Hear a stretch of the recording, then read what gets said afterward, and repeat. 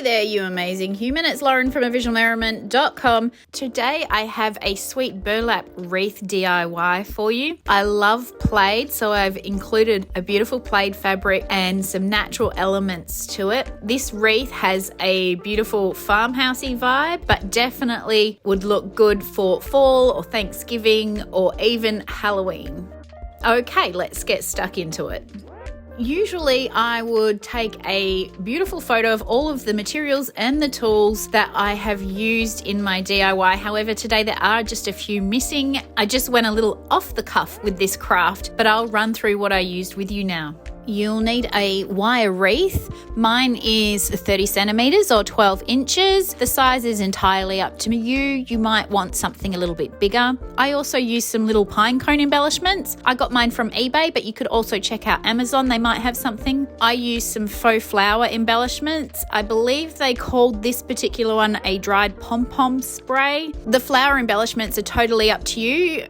By the end of it, I actually thought it would have looked perfectly fine without them. When it comes to the burlap fabric, you might have pre-cut strips or ribbon that you want to use. However, I used fabric and cut the strips. Having said that, the fabric that I purchased was 120 centimeters wide or approximately 47 inches, I believe. I used 130 strips, which equals about 60 centimeters or 26 inches in total for that width of fabric. The plaid fabric that I bought was 148 centimeters wide or approximately 58 inches. I used about 58 strips for that, which equaled approximately 20 centimeters or 8 inches. You'll need something to hang your wreath with. I found quite a long piece of black satin ribbon in my scrap stash. That worked perfectly. As for the tools, you'll also need scissors, a hot glue gun, and a tape measure unless you go by eye. Well, that was a long one. Thank you so much for sticking with me through all that. Now let's get straight into the DIY.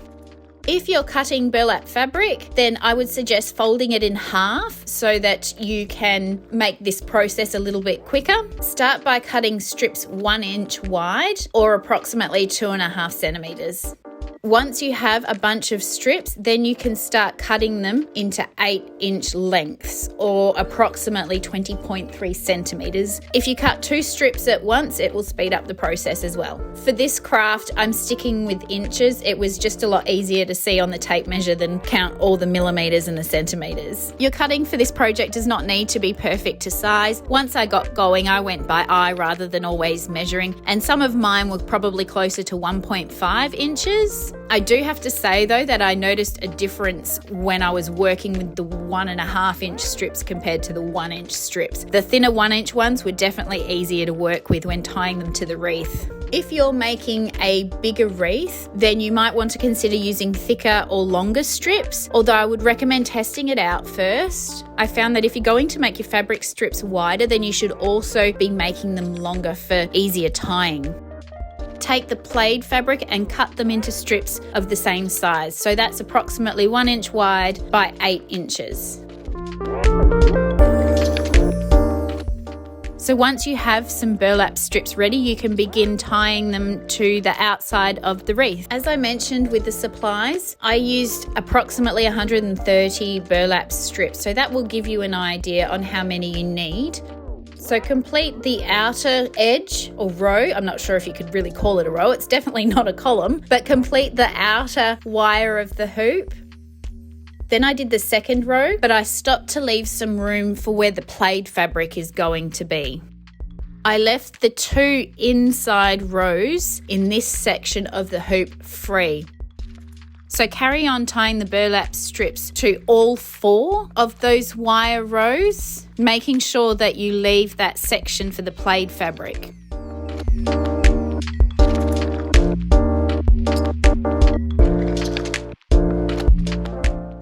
Now we begin tying the plaid strips into the section of the wreath that we've left.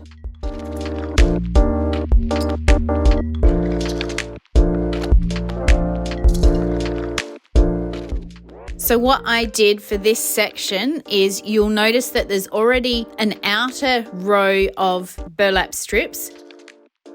Then I came along with the plaid strips and did the inner 2 rows. Then at the end, we will come back and finish off the inside row with the burlap fabric. Now we just fill the remaining wires with the burlap fabric.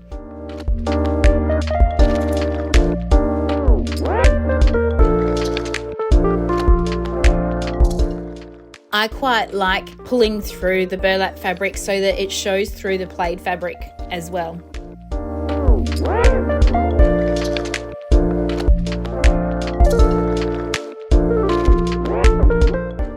To attach ribbon to the wreath, just push some of the strips apart to expose the top of the wreath. I wanted to have a couple of long pieces of ribbon hanging below the wreath. I just did that by eye. I believe this piece of ribbon was probably about 2 meters long.